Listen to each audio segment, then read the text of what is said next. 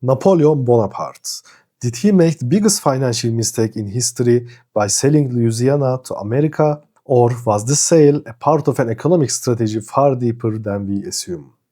Pause for a moment and imagine this. The fate of an empire, the future of a continent, the rise of a world power, all of it changed at a single negotiation table with few sheets of paper and just for $15 million. This was the biggest bargain deal history had ever seen. On the day the signature was placed, one side shouted in victory, while the others celebrated, saying, "We are saved." The early 1800s were a turning point for global politics. Europe was under the shadow of Napoleon's wars. America was still young, inexperienced, and fragile against great powers. And it was in such a period that this agreement was made. An agreement whose consequences no one could foresee. When we look back today, the massive land of these 2 million square kilometers forming the heart of the United States was perhaps the first step in America becoming a superpower. Napoleon Bonaparte, Emperor of France, was undoubtedly a military genius, but was he a financial disaster? Was selling the Louisiana Territory one of the greatest strategic and financial mistakes in history? Or was it a clever move made under the conditions of that time? In this video, we will quickly go through the subtopics to find the answer. Let's see what conclusion we reach in the end. The real value of Louisiana. In the early 1800s, the Louisiana Territory was not just the modern state of Louisiana. It was an enormous, wild and rich land, stretching from the Gulf of Mexico to the Canadian border, from the Mississippi River to the Rocky Mountains, a full 2.1 million square kilometers. Napoleon had reclaimed this land from Spain through a secret agreement. His plan was simple.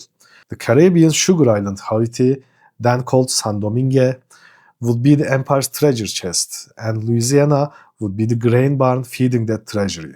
On the paper, the plan was perfect, but, of course there is a but, but there was one thing Napoleon did not calculate: human will.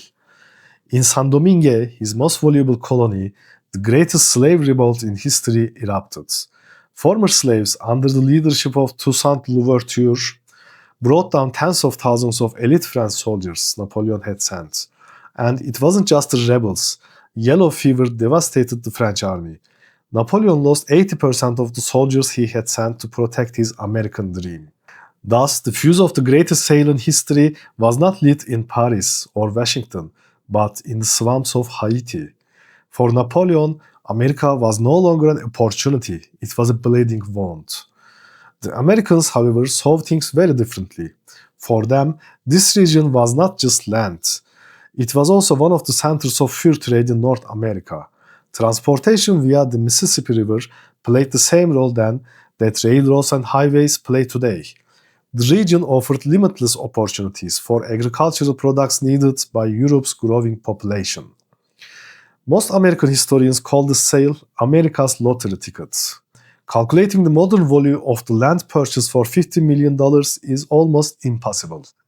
Without this territory, the United States could not have expanded westwards. The agricultural revolution would not have expanded this quickly. Neither domestic nor foreign trade would have grown this much, and even what we call today the American character would likely be different. How did the United States seize this opportunity? Now, let's turn the camera across the ocean to the young United States. President Thomas Jefferson was worried. This massive French territory controlled America's gateway to the west, the Mississippi River. The port of New Orleans was especially vital. American farmers needed this port to sell their products to the world. If Napoleon closed it, American economy would suffocate. Jefferson sent diplomats James Monroe and Robert Livingston to Paris. They originally wanted only the port of New Orleans and the surrounding area, but the offer from Paris stumped them. Would you like to buy not only New Orleans, but the entire Louisiana Territory? The diplomats couldn't believe their ears. They had no authority, they didn't have the money. Communication with Washington would take months. They had to decide on the spot. Either say yes and take the biggest gamble in history, or miss the opportunity. And they gave that historic answer: we agree. The agreement sparked serious debate in America. Jefferson believed the Constitution did not grant the president the authority to purchase territory. Even within his own cabinet, this created major disagreements. But when Jefferson saw the magnitude of the opportunity, he decided to take the risk. Now, let's get to the money history part. Napoleon sold this massive land for $15 million. Adjusted for inflation, that's roughly $350 to $400 million today. Sounds unbelievable, doesn't it? Today, that amount might not even buy a few luxury skyscrapers in New York, but back then, it doubled the size of United States. But wait, here is the twist. America didn't have that much money. They paid 3.75 million upfront. The rest was given to France as bonds. And who financed these bonds?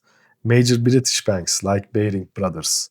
Meaning, Napoleon wanted money to fight England, and English banks lent America the money that would help fund Napoleon's army. If there is a historical irony, that's it. So, why did he sell? Foolishness or necessity? Why would a strategic genius like Napoleon do this? Could he not see the future? His perspective was entirely pragmatic. He had three main reasons. 1. The Haiti disaster. Napoleon held Louisiana as a strategic base to support the Haiti colony, but the massive rebellion and the heavy losses suffered by the French army destroyed the plan. Without Haiti, Louisiana's military and logistical value collapsed. 2. Endless European wars. Napoleon's armies were at war across almost all of Europe. They were preparing for a major clash with the British Navy. Napoleon knew, if I cannot hold Louisiana, the British will take it by force. They had done it before in Canada. So Napoleon made this decision, instead of losing the land to the enemy, I will turn it into the money. 3. Creating a strong rival. After the agreement, Napoleon said, with this expansion, I have strengthened America's power forever, and I have gifted England a rival that will one day end its dominance at sea. From this perspective, Napoleon was right. America eventually became the power that ended Britain's global dominance, but this happened long after Napoleon's empire had collapsed. The immediate effects of the sale. This agreement did not change the world overnight, but its effect grew step by step. The United States took its first step towards becoming a continental power. Its territory doubled. A massive agricultural economy was born. This accelerated America's rise in global trade. Control of the Mississippi created an economic boom. The river became the artery of America's domestic commerce. New Orleans became one of the world's most critical ports. Jefferson's big gamble worked. Federal debt increased quickly. Debates erupted, but the return was hundreds of times greater than the cost.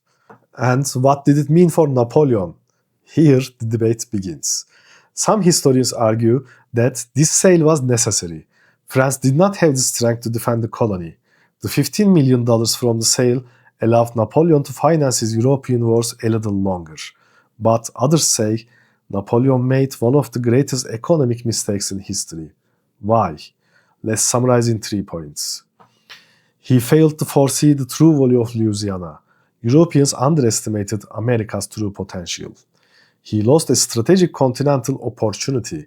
He could not predict that the United States would become a great power. He traded a long-term imperial vision for short-term cash, perhaps the deadliest mistake for an empire. Now, let's return to the question we asked at the beginning of the video. Was this truly the biggest financial mistake in history? The Louisiana sale is one of the greatest ironies in history. A $15 million agreement changed the balance of power across continents, weakened an empire, and accelerated the rise of another. And today we still discuss, was this the greatest financial mistake in history or a clever decision Napoleon was forced to make? The answer depends on your perspective. From the American perspective, it is one of the greatest winning deals in history. Louisiana is one of the foundational stones of America's economic, demographic, and geopolitical power. From Napoleon's perspective, it may have seemed right in the short term, but in the long run, it weakened France's chance of becoming a global empire. From historians' perspective, was it a mistake or an inevitable sale? The truth is this. While Napoleon was managing an empire, he had to solve immediate crisis. But with this decision, he unknowingly drew the map of the modern world. So, if you were in his place, what would you have done? The immediate cash of that day or the potential of a century later? Write your thoughts in the comments. And here we have come to the end of our story. If you liked my video, subscribe to my channel for more fascinating stories about financial history. I hope to see you in our next video, which will be about another fascinating story. Till then, take care.